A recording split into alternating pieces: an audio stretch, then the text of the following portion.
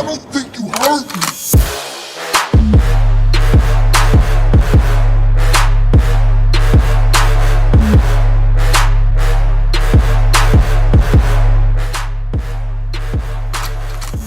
Hey, what's up you guys? Matrox Gaming here and welcome to today's video. Okay, so since Kazuki Takahashi just passed away not too long ago, I decided instead of all of my usual videos, I'm gonna go on ahead and review the entire Yu-Gi-Oh series that he created from Duel Monsters all the way up to Arc 5. I won't include Reigns or anything past that simply because I just haven't watched it yet, and as a matter of fact, I haven't even seen Season 4 of GX yet, nor have I seen Season 3 of 5Ds, only because none of those two seasons are available on Hulu. Yeah, I've pretty much been watching the entire Yu-Gi-Oh series as a whole on Hulu. So yeah, now that we have that out of the way, let's go on ahead and get started. I'm going to go on ahead and be reviewing them by the following categories: the main characters, the best friend characters, the rival characters, the female characters, the villains, the plot, and the duels. So yeah, let's go on ahead and start with the OG Yu-Gi-Oh series, Duel Monsters. So, the original Yu-Gi-Oh is obviously the favorite for most Yu-Gi-Oh fans, simply because that's where it started. It's literally no different than Gen 1ers from Pokemon, but that's beside the point. Let's start with this series' main character, Yugimoto. Great character, love how he seems kinda shy and timid starting off before the series actually started to take its course. Actually, if I remember correctly, that happened in the very first episode where Atem first came out and faced the Chad himself, Seto Kaiba. For those who don't know, this is where this meme originated, where Yugi gave Kaiba the biggest L of all L's when he unleashed Exodia for the first time, and has since then sparked such an iconic rivalry not just seen in just Yu-Gi-Oh, but across anime in general. Speaking of rivals, let's go on ahead and talk about Kaiba next. Definitely, without a doubt, my favorite character in this series. Kaiba is probably the biggest mood I've seen in an anime in a really long time. His personality kind of reflects my own, very ambitious and not too quick to believe things or to jump to any sort of conclusions. The thing I like most about Kaiba is his dialogue. "Screw the rules, I have money," he says. So Kaiba is both a mood and a goal, and that's fucking cool. Just real quick though, I'm totally down to do character analysis videos for any of these Yu-Gi-Oh characters from any series under the Yu-Gi-Oh name, so if you want me to do any analysis videos on these guys, just let me know in the comments below. Anyway, let's move on and talk about the best friend character in Duel Monsters, that being Joey Wheeler.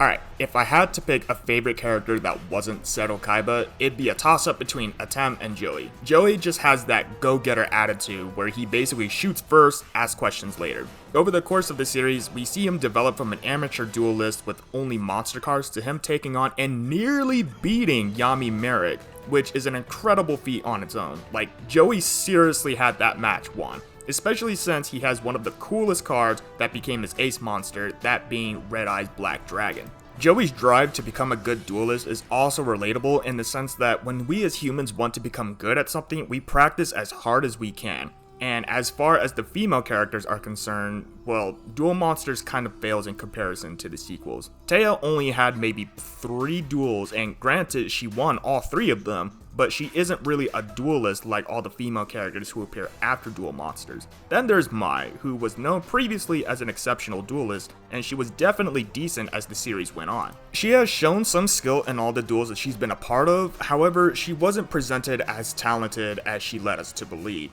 Her entire thing before was that she was a psychic duelist who can tell which cards were which. Of course, we ended up finding out that this only worked because she sprayed each of her cards with different perfume, so yeah, that's probably the only reason she was said to have been so good at dueling, and probably the only reason she got as far as she did. So she's definitely not as good as she leads others to believe. Not saying she isn't good at all, she's great, she's just subpar compared to how she presented herself before. Now let's get to the villains of this series. The villains, in my opinion, are the most iconic and probably the most dangerous we've seen in Yu-Gi-Oh ever. Yami Merrick by far is a huge example of this. He's a dreaded and hateful sociopath who had the power of the Winged Dragon of Ra, the most broken card in Yu-Gi-Oh at that point. There were so many abilities that were shown to make it pretty much indestructible at that point. The fact that Merrick also mainly took part in shadow games also made him more dangerous, especially since he could control everything that took place in the shadow realm, which made him even more dangerous.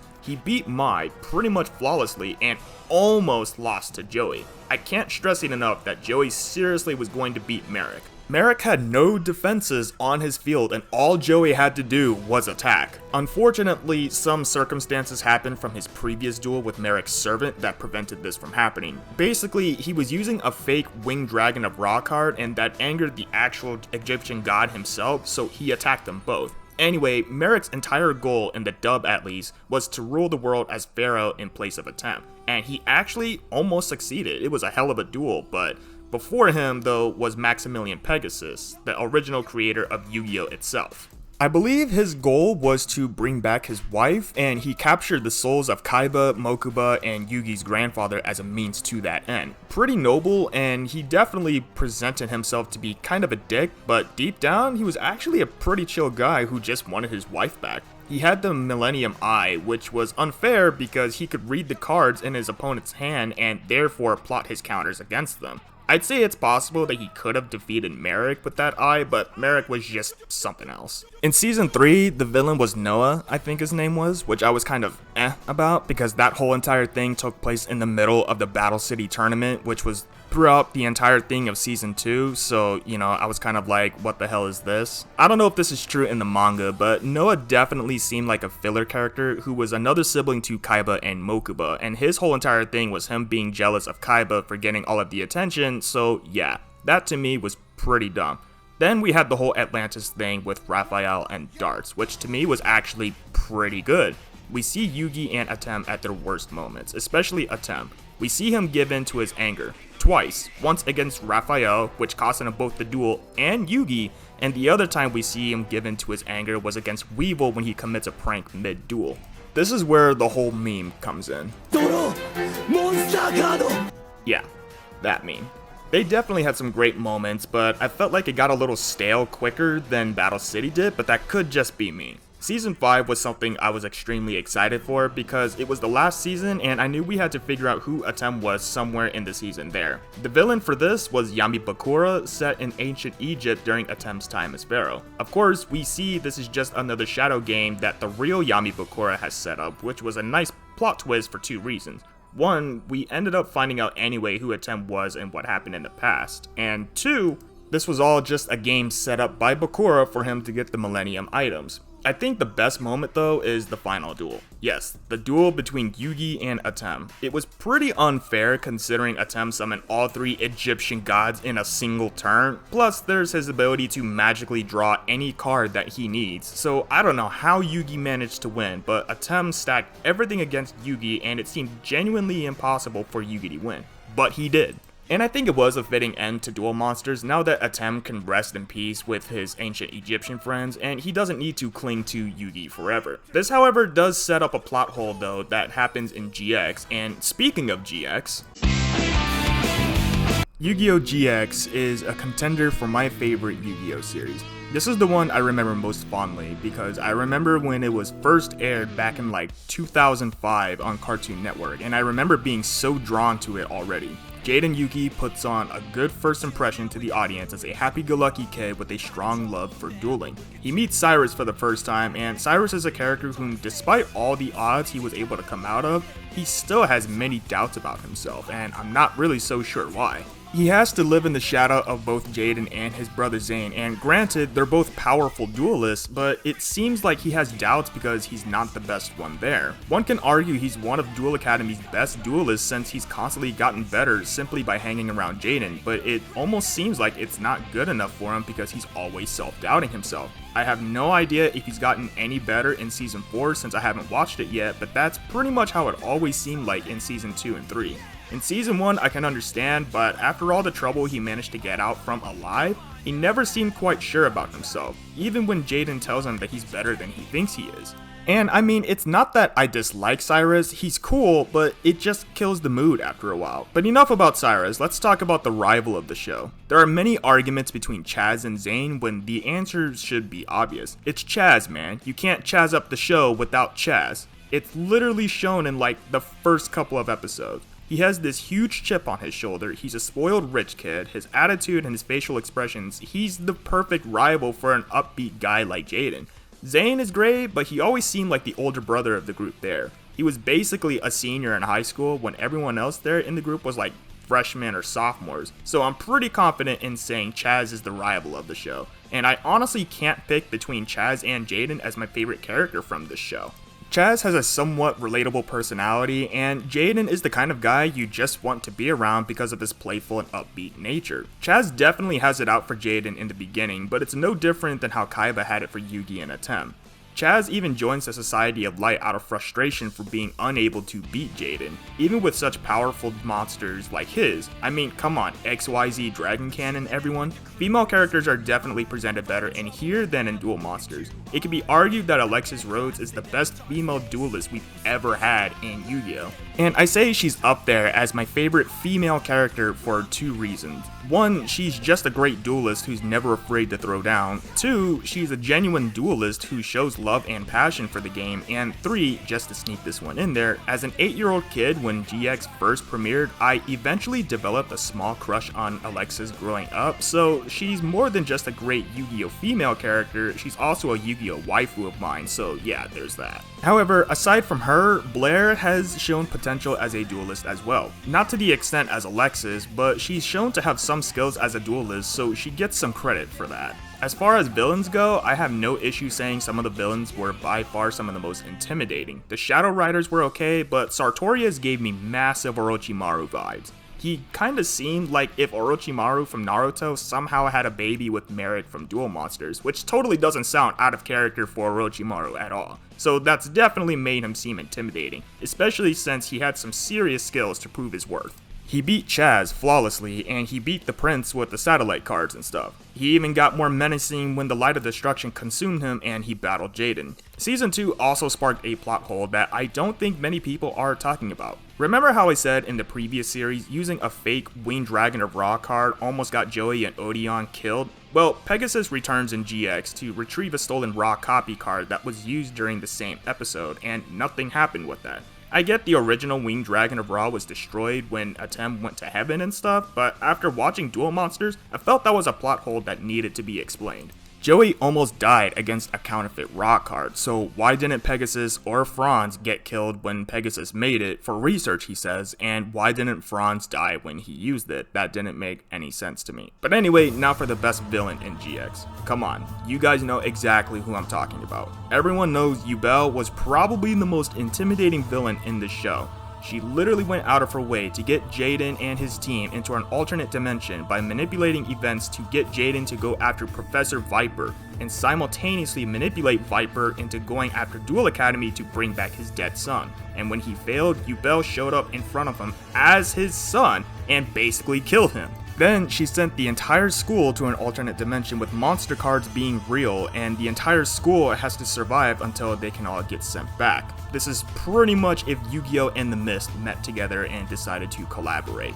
She then disguises herself as one of the students there to get under the skin of Jaden and duels both him and Jaden's new best friend, Jesse Anderson, whom Yubel was clearly jealous of. If you've watched my channel long enough, you know this probably sounds familiar. It should. This is pretty much the type of shenanigans that Reverse Flash would use on Barry Allen. Anyway, they win the duel, but Jesse forces himself to stay behind so that everyone else can escape. Jaden, however, decides to go back to the alternate dimensions so that he can rescue Jesse, whom by that point Yubel had taken control of. Throughout Season 3, Jaden unintentionally starts to alienate his friends because of his obsession with finding Jesse, something that actually ends up getting his friends killed. This grief and shame and despair Jaden suffers by realizing this makes him devolve into something that basically describes everything he's not. The Supreme King, as we find out Jaden is actually the reincarnation of, who starts committing atrocities against friends and civilians and even other duelists left over in that dimension. All of these events lead up to one final showdown between Jaden and Yubel, a showdown that ends up resulting in Jaden using super polymerization to fuse the souls of both him and Yubel for eternity. So Jaden has the soul of the Supreme King and Yubel. I want you guys to remember this because later down the road in this video we're going to talk more about that. But anyway, I won't go on about the plot of GX much longer, but Season 3 is the best season without a doubt. People apparently disliked GX because it was too lighthearted and it wasn't as dark as Duel Monsters was at times, but to me that was literally the whole point. GX wasn't supposed to be like Duel Monsters, and I'm glad it wasn't because it had its own tone compared to its predecessor, similar to what Zexal was to 5Ds. But before I get on to 5Ds, let's talk about some of the duels in GX. Jaden vs Chaz was always a solid duel to witness. Chaz vs his brothers was also satisfying.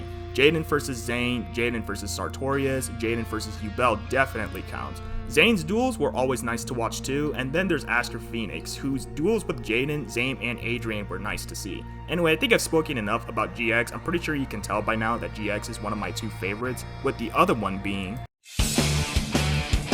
Yu-Gi-Oh! 5Ds is one of the best examples of how a Yu-Gi-Oh! Series should be. I mean, I know people will always say Duel Monsters is the best, but 5Ds to me is one of the best series I've seen in an anime in general. Let's go on ahead and start with the main character. Yusei Fudo is probably the most mature and simultaneously the most good of the Yu-Gi-Oh! Protagonists. And it makes sense. Growing up in the satellite district of New Domino City will do that to you. He basically grew up in the hood, essentially, in the slums, and he's basically had to do what he had to in order to survive. His history is somewhat tainted though, with him being in a gang with Jack Atlas, Crow, and Callan Kessler. Speaking of Jack and Crow, Jack is my favorite from 5Ds without a doubt, with Yusei right after. Jack is the biggest mood alongside Seto Kaiba, and he makes it known who and what he is. He's just as arrogant as Kaiba, yet he has a sense of morality like Yusei. He's the kind of guy who doesn't like being told what to do, but will do the right thing out of the good that's within him. In my opinion, he also has the best deck in this series, which has Red Dragon Archfiend. Crow is also probably the best of the best friend characters in all of Yu-Gi-Oh! You can debate between him and Joey, but Crow, even when not a signer, was there with Yusei and Jack to take on Director Goodwin in a turbo duel. This is basically the equivalent to what happened in Season 4 of Duel Monsters when Yugi, Kaiba, and Joey were the three chosen duelists to wield those Atlantis Dragon cards. Crow also has a very unique deck, being primarily focused on birds and bird warriors known as Blackwings. He also seems to be the most serious of the best friend characters, as most of them are either comic relief or not very talented duelists. Crow has his funny moments too, of course, but he's also seen as a big brother to the kids in the satellite, and he makes sure that they're all taken care of. This is a trait that's seen when he appears in Arc 5 as well. The female characters in this show are decent as well. I also developed a small crush on Akiza, but that's also because I find her super relatable. She's a character who was previously known as the Black Witch because of her psychic abilities combined with her anger issues, and her anger was due to her basically being bullied as a child because of her psychic abilities. So she's basically a character who just needed a hug, essentially, and that's what Yusei is for. As a matter of fact, I actually totally ship the two. It's also the first time a female character is a main character that actually is a major part of the plot. Taya and Alexis always seem like support characters that definitely seem like damsels in distress to me, but it didn't make them bad per se, especially since Alexis has shown to be able to hold her own in a duel. Anyway, there's also Luna, but she seems to be more of a side role than a main character despite her being a signer like Yusei, Jack, and Akiza, so I won't speak too much about her. As for the villains of this show, the villains are better than in GX with the exception of Yubel. Goodwin came off as a more psychotic version of Pegasus, and the Dark Signers were definitely threatening enough. All of them had a reason for being a Dark Signer. Callan became one because he wanted revenge on Yusei for what happened during their final days as the Enforcers until he realized it was all just a huge misunderstanding. I forget her name, but there was another psychic fortune-telling girl who became one because of her missing brother, and she knew it was in the hands of the Arcadia movement, the same group that took in Akiza and tried using her. Carly became one because she loved Jack. Then you have Roman Goodwin, the brother of Director Goodwin, who was tempted to becoming one by an unknown member of Iliaster. It's a lot to explain, you just have to watch 5Ds yourself if you really want to know. Speaking of Iliaster, they were also really good villains. They secretly ran the world behind closed doors and had these idealistic views of the future and the whole universe. The whole thing with them that the signers had to go through with them is all one massive conspiracy that involved other characters such as Sherry LeBlanc and this other character Bruno. The main villain for Season 2 is Aporia, the director of New Domino City after the death of Goodwin, who split himself into three people: Jacob, Lester, and Primo. By far, Primo is the most defiant, but this is supposed to represent Aporia in his teenage years or even in his young adult life. Again, it's all a huge conspiracy of things all going on at the same time that escalates in Season 2. I haven't watched Season 3 since it wasn't on Hulu, but I do know about Zone. Zone is the leader of Iliaster, and he explains what the whole point of it is, while also taking on the face of Yusei Fudo himself. Some notable duels I found cool were Yusei versus Jack, Yusei, Jack and Crow versus Goodwin, Yusei versus Callan, Yusei versus Sherry, Jack versus that loan shark guy, Jack versus Jack, Akiza versus that fortune teller lady, Team 5Ds versus Team New World, and Team 5Ds versus Team Ragnarok. All in all, 5Ds alongside GX are my favorite series in Yu-Gi-Oh, and I highly recommend people to watch it if they haven't seen Yu-Gi-Oh since GX or even Duel Monsters. So while I've done nothing but praise the previous 3 series of Yu-Gi-Oh, I honestly don't have a lot of nice things to say about Yu-Gi-Oh! Zexal.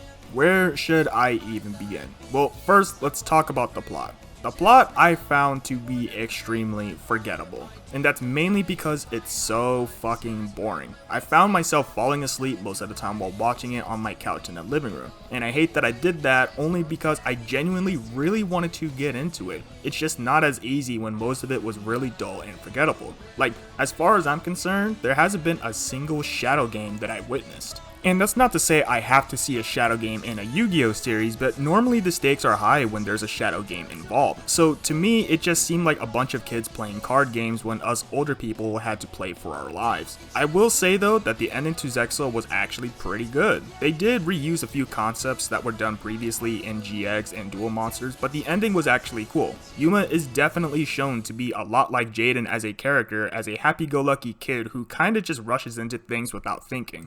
Only difference is that Yuma completely sucked as a duelist starting off compared to Jaden. Like, that was such a huge thing that we're literally introduced to him with that in mind. And that's not to say that I dislike Yuma by any means. I think he's actually cool. I just really wanted to throw that out there. I don't have a whole lot to say about Bronk or any of the female characters of the show because of me being asleep the whole time, but I will say Kite and Shark are 2 characters I've taken a liking to. Mainly Shark. I do like his character arc when he discovers himself to be a Baryon, the leader of the Baryons more than anything, and how he feels his dedication to completing the Baryon mission despite his moral obligations not to. This is in contrast to Astral, who vowed to destroy Baryon World, which led up to his final duel with Yuma. It basically played out like Yugi vs Atem, where Astral XC summons up all versions of the number 39 Utopia monster, but yet and still, Yuma manages to beat Astral, preventing him from destroying Baryon World and maintaining their friendship. So Yuma vs Shark and Yuma vs Astral are the only 2 duels that I can remember, but I do think those 2 duels in particular are pretty dope to see.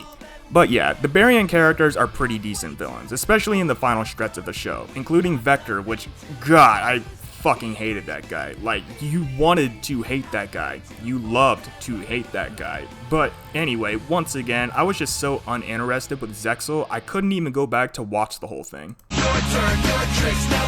So Yu-Gi-Oh! Arc 5 is by far the series with the most potential. It's not bad at all, but it definitely needed a little bit of work. So I initially started the Yu-Gi-Oh! Series so I can watch this based on a video I saw about where the previous Yu-Gi-Oh! Protagonists are in Arc 5. Because you would think with everything going on with the different dimensions that we'd see Yugi, Jaden, Yusei, and Yuma, but we don't. At all. And by that point, I didn't know about any other Yu-Gi-Oh! Series past Zexal, and Arc 5 sounded interesting. Like I said, I wasn't at all disappointed with it, but it definitely missed a few opportunities. So Yuya is a character much different from the other protagonists. He's very upbeat like Jaden and Yuma, but also has a sense of confidence because he wants to be in show business, and that's something I can get behind. He's pretty much Yugi's polar opposite in every way. While Yugi is shy and kinda keeps to himself, Yuya is very extroverted and has a lot of passion in what he likes. You can also see the similarities in how they dress, while their card decks are also composed of magician and dragon type monsters. As far as rivals go, people like to say it's Declan, but he seemed to be more of what Pegasus and Goodwin are, except not villainous at all. Personally, the role of the rival goes to Silvio, as he's the one from Yuya's dimension that wants to beat him the most. He's also quite full of himself, but not in the same way as Kaiba, Chaz, Jack, or Shark are. Silvio is actually kind of annoying, but he isn't bad. He's actually pretty decent as a duelist. As far as the female characters go, Zuzu was a major part of the plot, as just like how Yuya is one of Zark's reincarnations alongside Yuri, Yugo, and Yuto, Zuzu is one of the reincarnations of Rei, who was the one who defeated Zark and split the universe into 4 dimensions, one of which is the same dimension Yuya and Zuzu live in. So even though as a duelist she's okay at best, she really is an important part of the plot, just as much as Selena, Rin, and Lulu. speaking of Selena, she is by far my favorite of the female characters in Arc 5 without question. She has a very serious attitude but isn't cold-hearted in the slightest, which is always a nice touch. She's a character from the fusion dimension and only crosses to the good guys once she figures out what's really going on and then is branded as a traitor. So yeah, Selena is the best female character here and has a better dueling record than Zuzu does. The best friend character here is Gong, and while I don't see him better than Joey or Crow, Gong is a good middle ground here because he's definitely better than Bronk and Cyrus, in my opinion at least. Gong is also honorable like Joey is, and that's something that always makes a good character, so I'd say Gong has a bit of my respect. Now, as for the other main protagonist here, let's talk about Yugioh and Yuto. Yugioh is pretty much the comic relief character, pretty much always getting punched by Zuzu and Selena thinking they were Rin. Yugioh is from the Synchro Dimension, which is the same time period as Yu-Gi-Oh! 5Ds.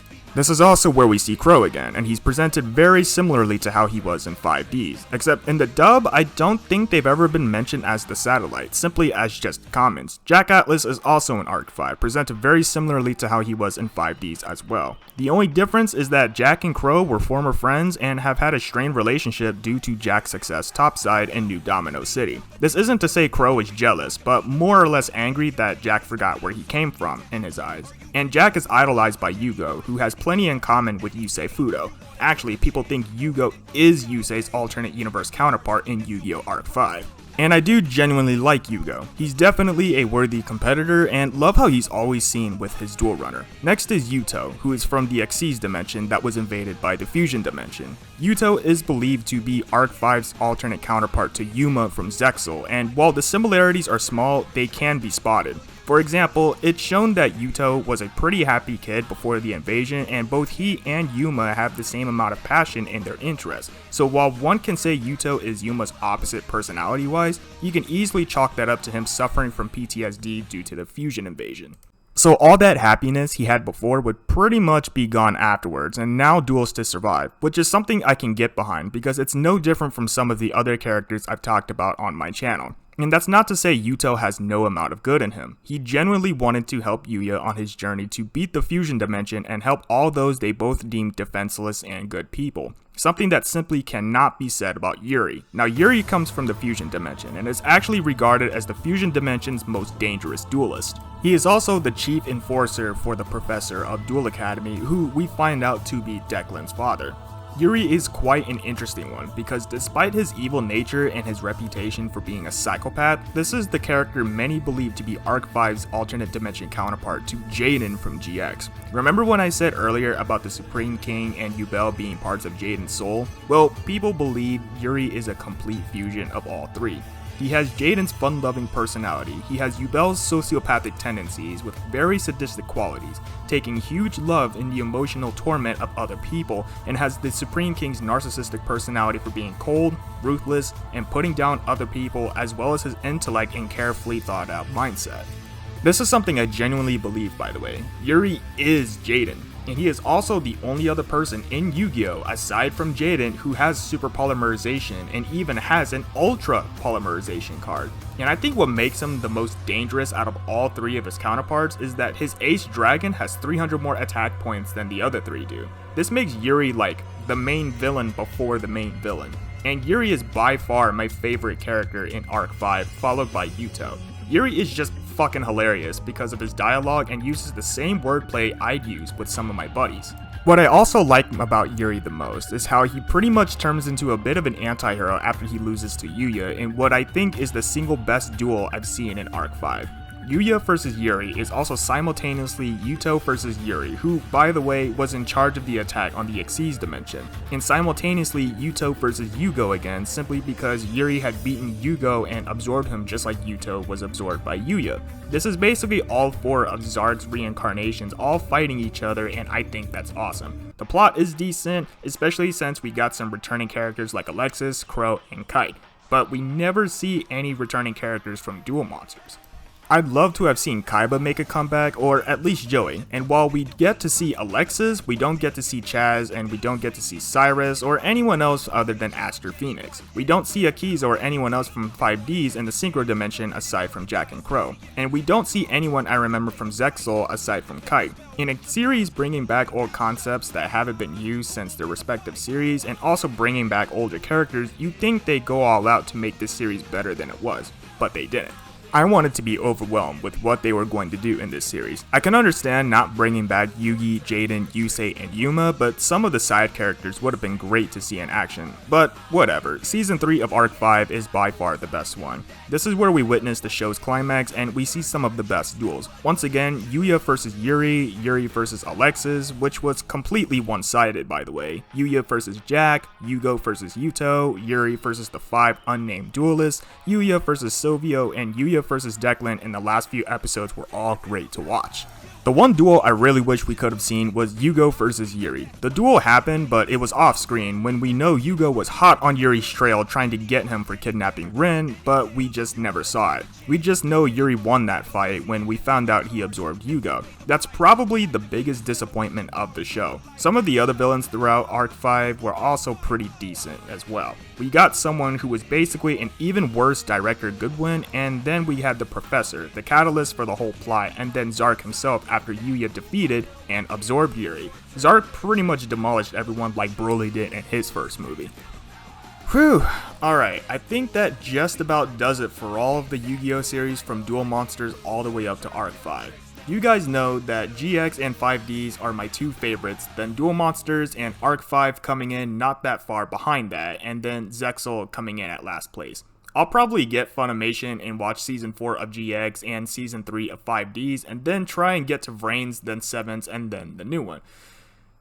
Anyway, that's it for today's video. Hopefully you guys enjoyed this video as much as I had fun making it, so if you did, be sure to leave a like, comment below what you think, and let me know if you guys want me to do character analysis videos of some Yu-Gi-Oh characters. Subscribe to the channel if you want to be up to date on more videos. One last thing before I head out, we just barely surpassed 200 subscribers, so I really just want to thank you guys for all the love and support that you've been giving me so far with my time here on YouTube. So I want you guys to leave in the comments below what you guys think I should do for a 200 subscriber special. Make sure you guys also follow me on Twitter and on Instagram, and I'm not really on my Facebook page much anymore, but I'll link that down below as well for you guys to follow.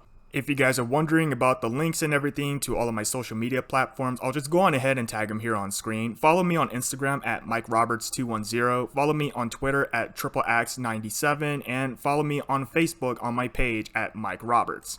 That's it for today guys, Matrox Gaming out, and rest in peace Kazuki Takahashi.